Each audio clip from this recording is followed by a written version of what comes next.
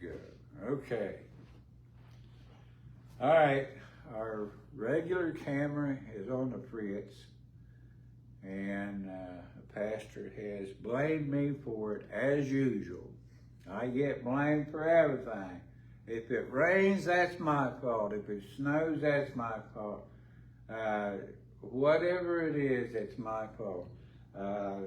We know really it's Roger's fault, but anyway, we're going to continue with our study on women in the Bible, and we're using his phone, so if it's messed up, it's his fault because it's his phone.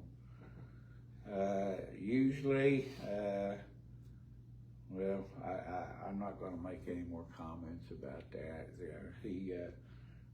Sometimes I end up on my side, maybe up on my head or something like that. But we're going to go ahead anyway. Whatever it turns out, that's the way it is. But anyway, turn to Genesis chapter 19. And we have pretty much, but not quite, ended up our study on Sarah. We're going to have a few more times when we talk about her. But now turn to Genesis chapter 19.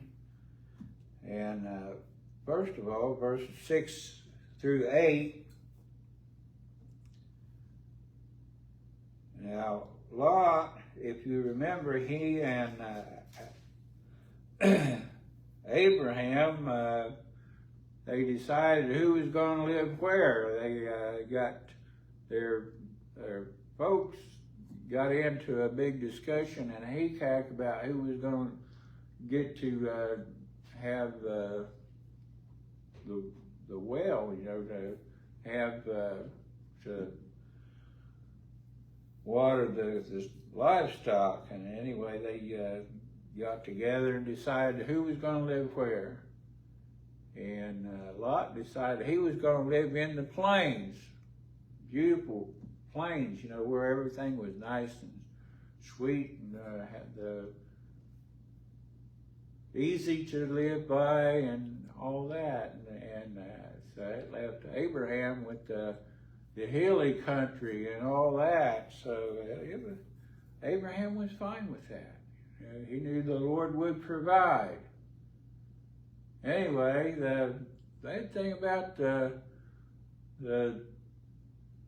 plains was that it was full of sin. Anyway,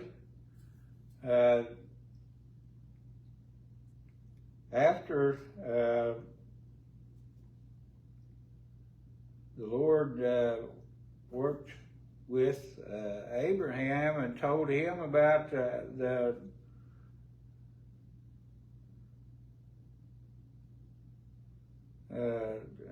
what he was going to do. He told him, that it's full of sin. The cities of the plains were full of sin, and he was going to destroy them.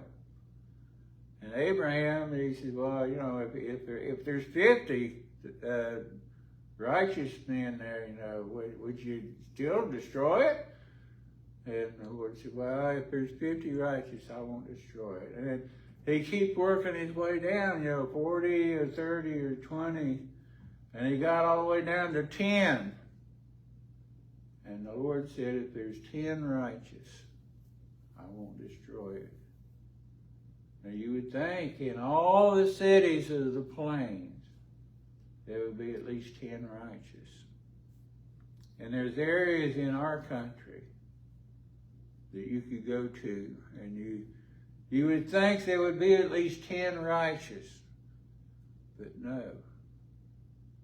There's areas in our country where the Lord would be completely righteous to send down fire and brimstone. And we couldn't complain, could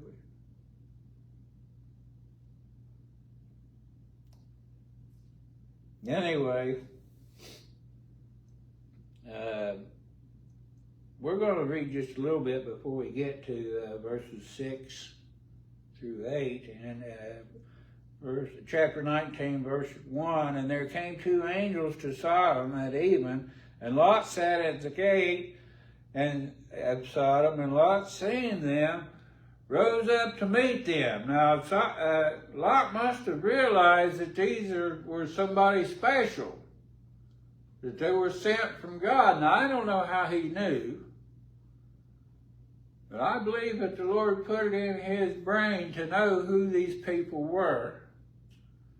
And he bowed himself with his face toward the ground.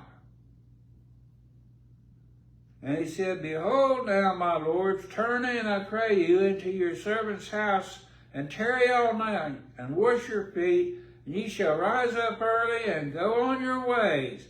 And they said, Nay, but we will abide in the street all night. They came to scope out what the country was doing. And he knew what they were going to find. Well, they knew what they were going to find before they got there. And they were doing this, why? To show Lot what was there and why he had to get out of there. And he pressed upon them greatly, and they turned in unto him and entered into his house, and he made them a feast. He did bake unleavened bread, and they did eat. They fixed them a dinner. Come and eat. But before they lay down, the men of the city, even the men of Sodom, compassed the house around, both old and young, all the people from every quarter. Now we know what kind of people these were, don't we? These were Sodomites. That's how the name Sodom got to be there. These weren't nice people. And what did they want? They wanted these men to come to see what was going on. And came into Lot's house. And they called unto Lot and said unto him, Where are the men that came in to thee this night? Bring them out unto us, that we may know them. Now this was, they didn't want to just meet and become friends. That's not what this says.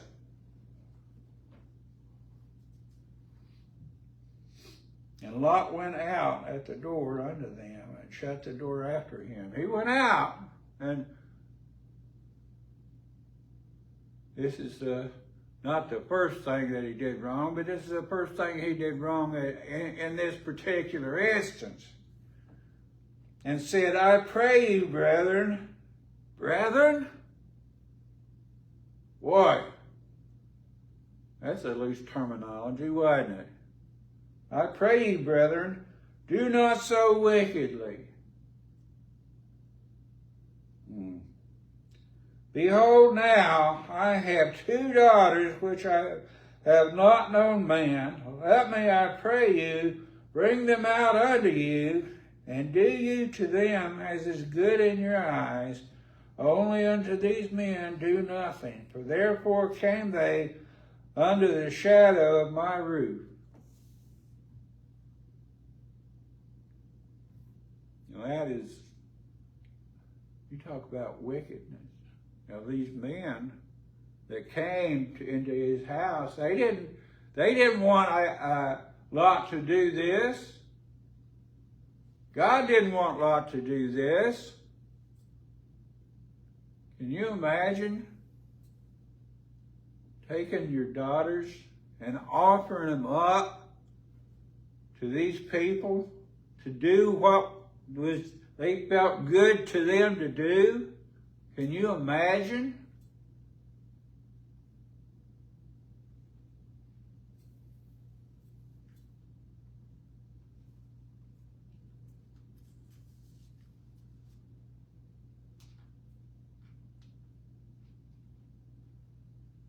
It says in another place in the Bible that Lot was vexed. by the sin that was there. It was touching him. It was doing things to him. His life was affected by the things that were going on. Instead of fighting against it, what did he do? He said, here, take my daughters.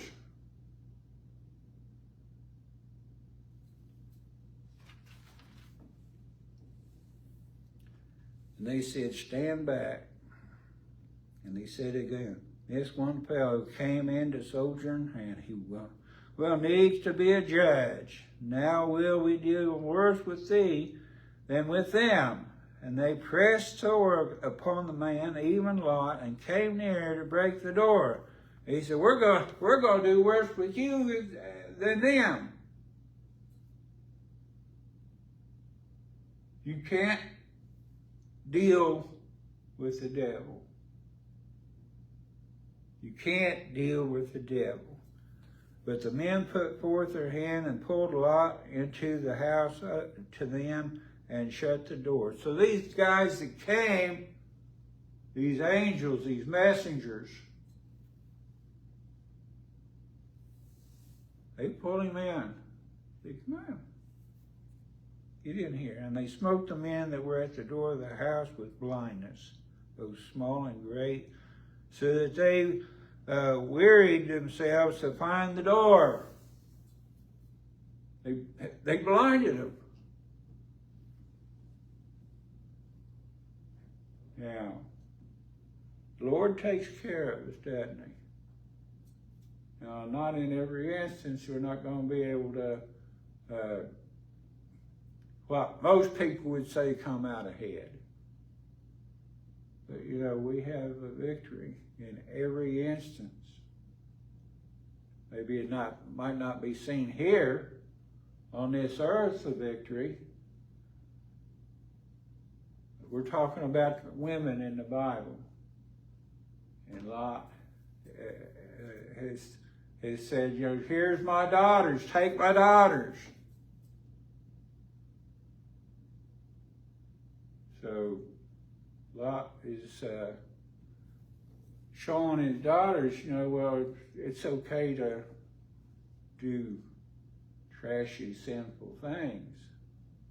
We need to live a life before our children, before our young ones, and maybe not even our young ones, maybe our old ones a little bit, to serve the Lord.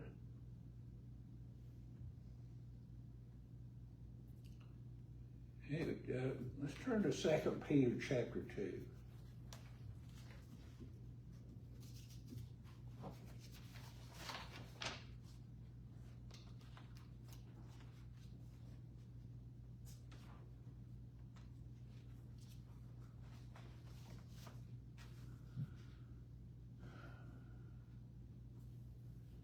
Second Peter chapter 2 and verses 4 through 7. And this is God's judgment, sort of, kind of. And it's not his judgment on us, because that's not going to happen. God's judgment has already been done. Christ took our judgment. Anyway, verse 4, For if God spared not the angels of sin, but cast them down to hell and delivered them into chains of darkness to be reserved unto judgment, and spared not the old world, but saved Noah, the eighth person, the preacher of righteousness, bringing in the flood upon the world of the ungodly, and turned the cities of Sodom and Gomorrah into ashes, condemned them with an overflow, making them an example unto those that after should live ungodly, and delivered just Lot, vexed with the filthy conversation of the wicked. For that righteous man dwelling among them, and seeing and hearing, vexed his righteous soul from day to day with their unlawful deeds. This is what happens. You fool around with these people, and what happens? It vexes your righteous soul. Yeah, a saved person can be touched by this garbage. It'll drag you down. It'll hurt you. It says here that Lot was a righteous man. Vexed his righteous soul from day to day.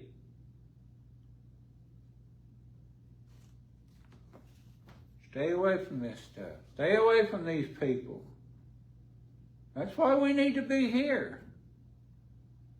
We're here this morning to see me.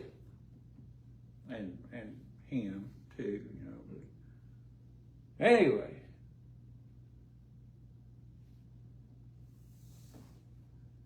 Now verses 12 through 14. And the men said unto Lot, Hast thou here any besides son-in-law and thy sons and thy daughters and whatsoever thou hast in the city? Bring them out of this place. For we will destroy this place, because the cry of them is waxing great before the face of the Lord, and the Lord hath sent us to destroy it. And Lot went out and spake unto his sons-in-law. Now listen, here's another example of what can happen. And Lot went out and spake unto his sons-in-law, which married his daughters. Now, you know, they were not married. This was like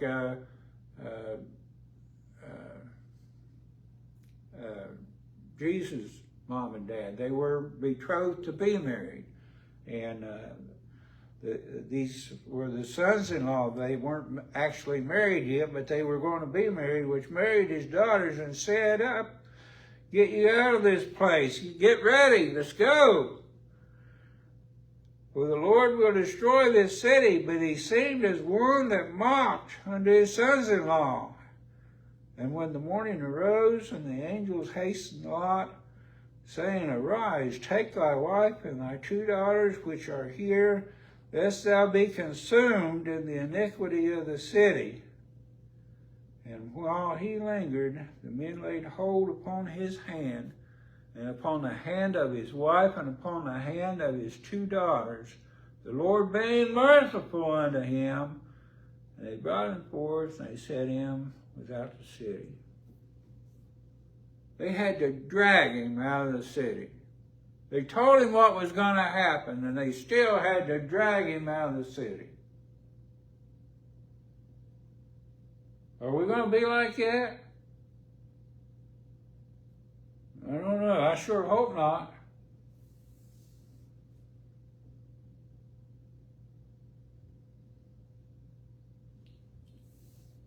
Anyway.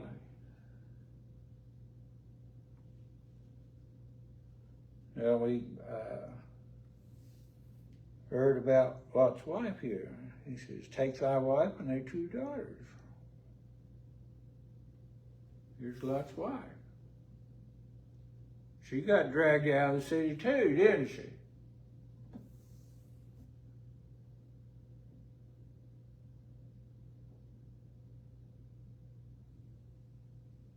What did they tell him? They said, Go, take off and go to the mountains. And Lot said, Oh, don't make me go to the mountains. Can I go to this little city over here? It's just a little city.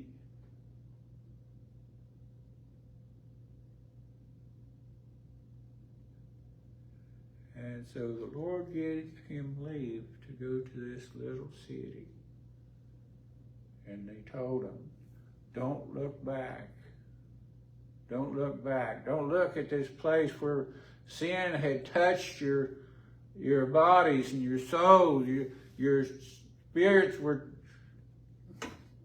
you were touched by this, where you were ready to give up your 2 daughters to these people. And what happened? His wife turned around and looked.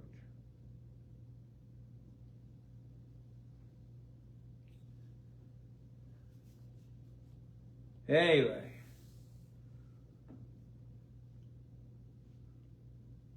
verses 24 through 26. Then the Lord rained upon Sodom and upon Gomorrah brimstone and fire from the Lord out of heaven. And he overthrew those cities and all the plain and all the inhabitants of the cities and that which grew upon the ground. But his wife looked back from behind him, and she became a pillar of salt.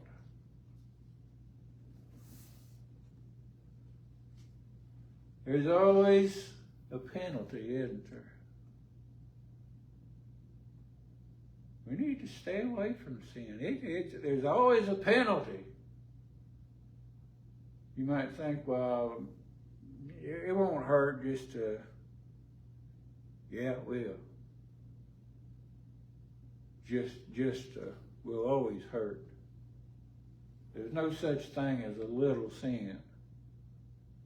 Sin is sin. Yeah, there is different levels of sin. There are gross sins, but sin is sin.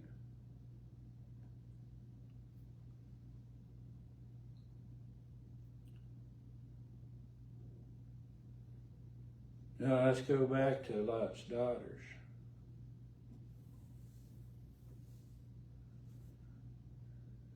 Verses 30 through 38. And Lot went up out of Zoar. That's the little city that he wanted to go to. Just a little one. It don't hurt to leave a little one, does it?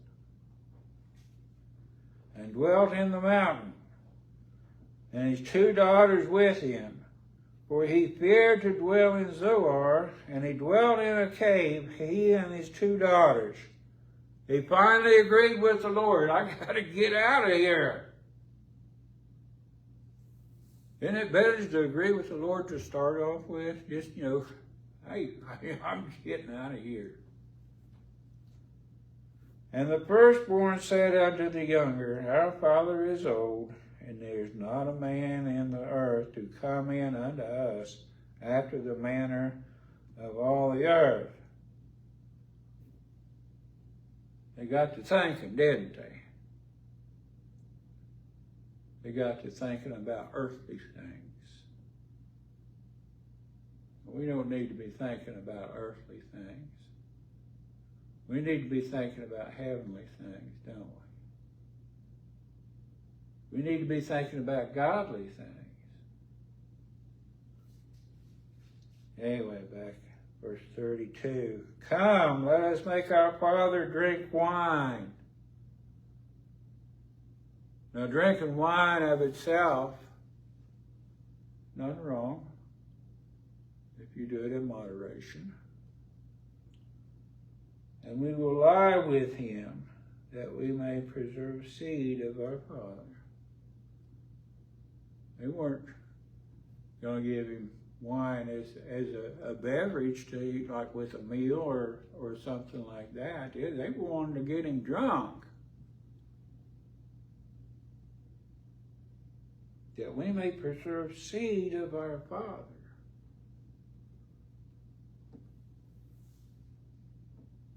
Verse 33, and they made their father drink wine that night, and the firstborn went in and lay with her father, and he perceived not when she lay down nor when she arose. He was so drunk he couldn't even tell when she came into him. Now that's pretty drunk, isn't it? Now, like I said, there's nothing wrong with drinking wine in moderation. He was drinking, he was plastered. And she put him up to it. Now, I'm pretty sure she thought, well, I'm doing this for a good reason. We can roll things over in our mind to where we think we're doing good. You know? You ever done that? I have. If I do this, it's not, technically it might not be exactly right, but If God says it's wrong, it's wrong. Now, if you read in Leviticus, I got to get my little thing. Chapter 18, Leviticus chapter 18, about incest. There's a whole bunch of things in there about that. And you might say, well, this is, talking about Moses. Moses. This is a long time after this. This is before that.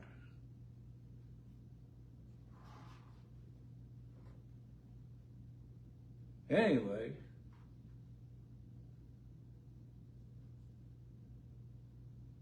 every time, though, they're talking about near kin, other than when Adam and Eve and going up through there. Anyway, verse 34, it came to pass on the morrow that the firstborn said unto the younger, Behold, I lay yesternight with my father. Let us make him drink wine this night also, and go thou in and lie with him, that we may preserve seed of our father. Yeah, we got to do this because we're doing a good thing. And they weren't doing a good thing, were they?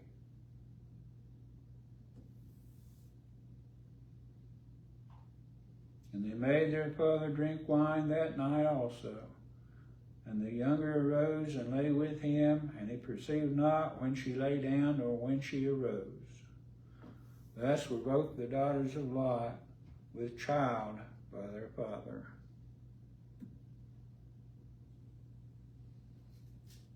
And let's see what happens here. And the firstborn bare a son, and called his name Moab. Where's that? What's that name sound like? Does that sound like any place we know of? You ever heard of the Moabites? The same is the father of the Moabites unto this day. Verse 38, and the younger, she also bare a son, and called his name Ben-Ammi. The same is the father of the children of Ammon unto this day. The Ammonites. These are two people that are constantly against Israel. Anyway, now go to, well,